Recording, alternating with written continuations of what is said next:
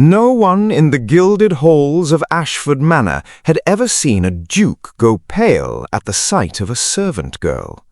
But on the night of the Viscount's autumn ball, when 200 of England's finest nobles filled every candlelit corridor with silk and laughter and whispered ambition, the Duke of Ravensworth stopped walking, stopped breathing, some said afterward, and every head in the room turned to see what had silenced the most powerful man in the county. She was carrying a tray of crystal glasses. Her gown was grey and worn at the cuffs. Her hair was pinned simply, without pearls, without ribbons, without any ornaments that declared a woman worthy of notice. And yet the Duke could not look away. Those who saw his expression that night would later say it was not the look of a man admiring beauty. It was the look of a man recognizing something he had long believed lost. What no one knew, not the Viscountess with her fan pressed to her lips, not the debutantes cutting sharp glances across the floor, not even the Duke's own betrothed, standing 3 feet away, was that the girl carrying that tray was the only person in the world who held the power to destroy him completely, or save him entirely. And before the night was finished, everyone in that ballroom would be forced to choose a side. Her name was Clara Morrow. She was 22 years old, the daughter of a disgraced solicitor who had died owing debts to half of Shropshire. She had no dowry, no connections, no family name worth speaking aloud in polite company. What she had was intelligence sharp enough to cut glass, a quiet pride she carried like armor beneath her grey uniform, and a small folded letter she kept tucked inside her apron every single day, a letter she had never been able to bring herself to open or destroy. She had been employed at Ashford Manor for 8 months as a lady's maid, which meant she existed at the precise intersection of visibility and invisibility that the aristocracy found most convenient. She was present enough to serve, forgotten enough to ignore. The other servants respected her. The ladies of the house regarded her the way one regards useful furniture, with neither warmth nor particular cruelty, simply expectation. The cruelty, when it came, arrived in smaller forms, a gown tossed rather than handed, a task assigned twice to ensure she understood her place, laughter thin and cutting when her accent surfaced in an unguarded moment. Clara bore it all with the stillness of a woman who understood that endurance was its own form of dignity. She had not expected to encounter the Duke of Ravensworth. She had not expected anything beyond another long evening of empty trays and aching feet. She certainly had not expected him to follow her into the corridor. "Miss," his voice was low, careful, the kind of voice that had learned to command without raising itself. Clara turned slowly, tray balanced against her hip. She had been trained not to show surprise, and so she did not. She dipped into the expected curtsy and waited. The Duke of Ravensworth was 30 years of age, broad-shouldered, with dark eyes that assessed everything they landed on. He was handsome in the severe, uncomfortable way that wealth and solitude often produce, as though beauty had been given to him not as a gift, but as a burden. He was also, as every woman in 3 counties knew, formally engaged to Lady Philippa Ashford, the Viscount's eldest daughter. He was not supposed to be standing alone in a servants' corridor, staring at a girl carrying wine glasses. "Your name," he said, quietly, not demanding, almost uncertain, which struck her strange. "Clara Morrow, Your Grace." She met his eyes, which was not what he expected, and something shifted in his expression. Recognition again, that same unsettling flicker she had caught across the ballroom floor. "Morrow," he repeated, "Your father, was he Thomas Morrow, the solicitor from Ludlow?" The tray nearly slipped from her hands. "He was," she said, after a pause that cost her considerable effort to keep composed. The Duke looked at her for a long moment, something working quietly behind his eyes. Then he said very softly, "I owe you an explanation that is 8 years overdue." But before the Duke could tell Clara what he knew and what he had kept hidden, take a moment to like this video and subscribe to the Duke's Lost Letters. Every subscription helps this channel continue bringing you unforgettable Regency romance stories, filled with secrets, heartbreak, and the kind of forbidden love that history tried to bury.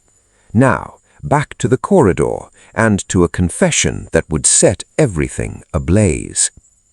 The story the Duke carried was not a simple one. 8 years prior, Thomas Morrow had served as solicitor to the late Duke of Ravensworth, the current Duke's father, managing the legal architecture of an estate that stretched across 4 counties. In that capacity, Thomas Morrow had discovered something he was never meant to find, a second will, hidden beneath the first, which altered the inheritance of Ravensworth entirely. Not in the Duke's favor, in Clara's.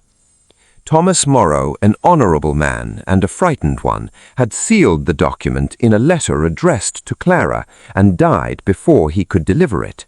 The letter had passed through a chain of hands, none of them innocent, into the wrong possession, so the Duke had believed. He had spent 8 years believing the document destroyed. He had spent 8 months since the day a new servant's name had appeared on the Ashford household register, wondering if he was wrong. "You have the letter," he said, "not a question." Clara's hand moved instinctively to the pocket of her apron. Her eyes went wide, not with fear, but with something far more dangerous, understanding. "You knew," she breathed. "You have known this entire time who I was." "I suspected." He took one step toward her. "And I have been trying, Miss Morrow, to determine whether the letter your father left you is authentic, because if it is, Clara said quietly, "then your entire estate was fraudulently signed over, and I am not a servant in this house. I am its rightful heir." The silence between them was enormous. What happened next moved faster than either of them could contain. Lady Philippa, suspicious of her betrothed's lengthy absence, had sent her personal maid to locate him. The maid had found them standing close together in that corridor, the Duke leaning toward a servant girl with an expression no one had ever seen on his face, unguarded, intent, almost tender, and had carried the image back to her mistress like a torch to dry paper. By midnight, the whispers had spread through every room of the manor. By morning, they had become a story. The Duke was accused in the drawing room before an audience of 20 assembled nobles of disgraceful conduct. Lady Philippa stood composed and white-lipped at the center of the room and stated with devastating precision that her betrothed had been found in intimate company with a servant of questionable character and unknown origins. Clara stood at the edge of the room, grey dress and all, and said nothing, because she understood exactly what was happening. This was not merely heartbreak, this was strategy. If Lady Philippa could have her disgraced and dismissed before the letter's contents became known, the inheritance question would die with her reputation. It was the Duke who spoke first. He crossed the room in 8 steps, stood beside Clara without touching her, and turned to face the assembled company with the full, cold authority of a man who has run out of patience with performance. "Lady Philippa," he said, "I will ask you to be precise in your accusations. You will find, if you choose to proceed, that the young woman you are attempting to ruin has considerably more legal claim to this conversation than you realize." The room went entirely still. The letter was opened in front of witnesses. Thomas Morrow's handwriting was verified by 2 solicitors, summoned in considerable haste from Shrewsbury. The second will, the authentic one, was produced from the Duke's own private correspondence, where he had kept it, he admitted, for 8 years, uncertain what justice demanded and what survival required. He had not destroyed it. That was the thing no one had expected, perhaps least of all Clara. In every version of this story she had imagined during the long, quiet months of carrying trays and swallowing her pride, she had assumed the Duke to be her adversary, a man protecting his inheritance at any cost. She had not imagined a man who had kept a document that could ruin him, unable to destroy it, because his father had taught him that honor was not conditional. The settlement was not simple. It was months in the making. Clara did not take the estate. She had no interest in displacing a household, and the will, it emerged, applied specifically to a modest property in Ludlow that had been her grandfather's before a legal maneuvering had stripped it from the Morrow family 2 generations prior. It was not a fortune, but it was hers, her name restored, her father's honor cleared. And through those months of solicitors and papers and formal, cautious correspondence, the Duke wrote to her. Not about the legal proceedings. He wrote about the autumn light on the Ravensworth grounds, about books he thought she might find interesting, about a particular evening 8 months prior when he had seen a woman carrying a tray of crystal glasses and understood, with a certainty he could not immediately explain, that the world had rearranged itself. She wrote back, carefully at first, then less carefully, then not carefully at all. On a cold morning in February, the Duke of Ravensworth arrived at the small Ludlow property that now legally bore the Morrow name. He stood in the doorway with his hat in his hands and snow melting in his dark hair, and said with considerably less composure than a duke is generally expected to maintain that he had been trying to find the right words for 4 months and finally decided that the right words did not exist and he would simply have to say the honest ones instead. I am not asking you to forgive me for the 8 years. I am asking you whether you believe that a man who chose the truth, even when it cost him, is a man worth knowing better. Clara looked at him for a long moment. Outside, the snow fell softly over a town that once knew her father's name and then forgotten it. I suppose, she said at last, a quiet warmth moving through her voice like candlelight, it depends on how he intends to spend the rest of his life. He smiled then, the first full, unguarded smile anyone had ever recorded on the face of the Duke of Ravensworth, and stepped across the threshold into the warm, modest house that always, by rights, had been hers. They were married in April. The notice in the London papers was brief.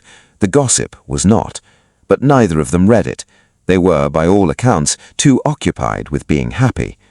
Some said she had married above her station. Those who had been present the night of the autumn ball, who had seen the Duke go still in a room of silk and candlelight, understood the truth rather differently. He had simply recognized where he belonged. If this story of love reclaimed, honor restored, and a heart that refused to be buried moved something in you, subscribe to the Duke's Lost Letters and share it with someone who believes in the kind of love worth fighting for. Every week, another story hidden in the shadows of the aristocracy finds its way into the light. Until next time, some love stories are too powerful to remain buried.